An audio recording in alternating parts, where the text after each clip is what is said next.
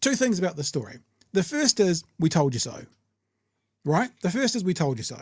The first is we told you so based on the story that I always tell around universities where they'd say, fees next year are going up by 10%. Everyone would go, what are you talking about? And then they go, oh, no, they're only going up by 5%.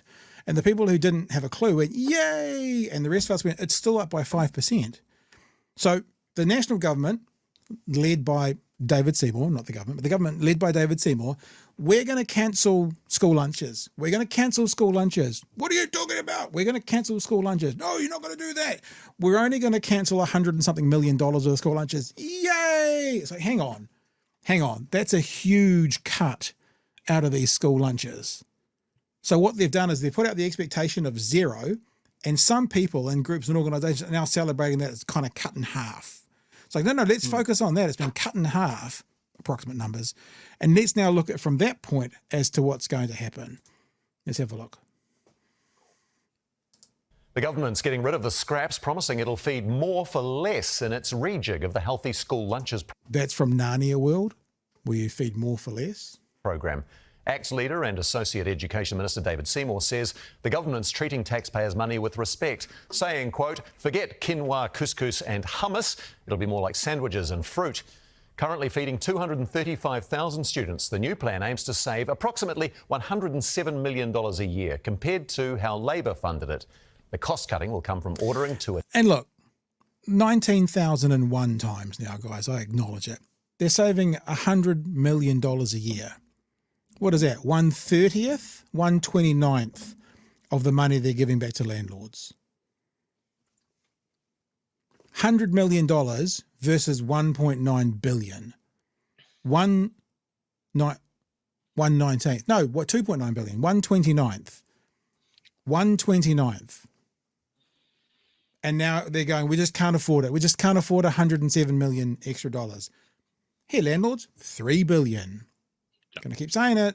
Going to keep saying it. Attendance numbers to stop food waste and ordering in bulk, trimming prices from around $8 per lunch to $3. $478 million will be allocated in the budget to keep the program going until the end of 2026. The plan also includes $4 million to feed up to 10,000 2 to 5-year-olds who attend low-equity, not-for-profit, community-based early learning services. Senior political editor, reporter Benedict Collins has more. At this Wainoia Mata primary school today, mac and cheese was on the menu, snacks too. Is it good? Yes, I'm eating that right now. And for their principal, relief was in the air. The last few months have been really awful, so we've been very vocal as a school because we know this program works. That feared David Seymour was going to scrap the free school lunch program, but today he revealed more of a tweak. Every student who's eligible today will be eligible this time next year. For primary schools, the program stays exactly the same. For older children, though, the government will try and save money and buy lunches in bulk. Well, I don't know. Sounds delicious, doesn't it? Here's the next 3 weeks worth of bread. Look, I mean, I actually acknowledge of course you can make a meal a bit more cheaply, a bit less expensive. I wonder what they'll get though when it comes to a nutritional breakdown. I mean, do you want to pay $100 million more? Oh, I might have said this before, Chewy. Whilst you're giving $3 billion back to landlords and get them, I remember some of the interviews they had with some of the kids in the last few weeks. Their favourite foods were things like buttered chicken. Amazing. Rice and chicken and, veggies in there as well versus a peanut butter sandwich. I mean, I love a peanut butter sandwich, but would I rather pay a little bit more for my kids to get better food? Yeah. Yeah, I probably would. Yeah.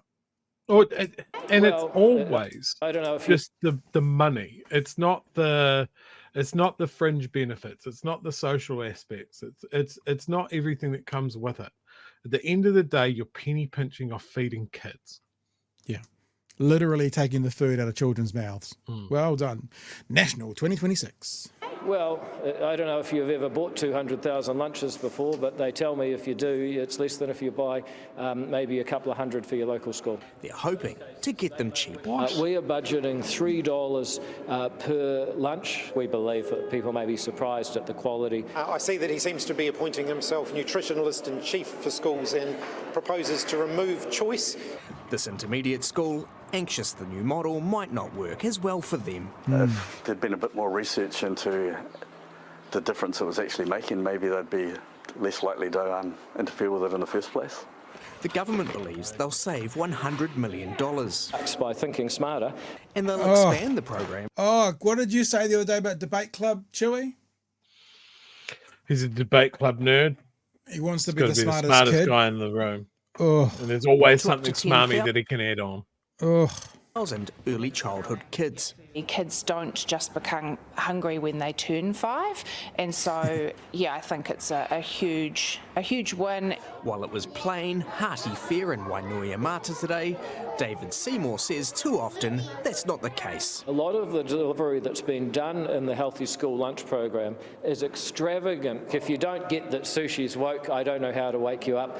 That's not a word that I would use to describe sushi. I would describe it as delicious. What do you think woke food is? Feed the kids.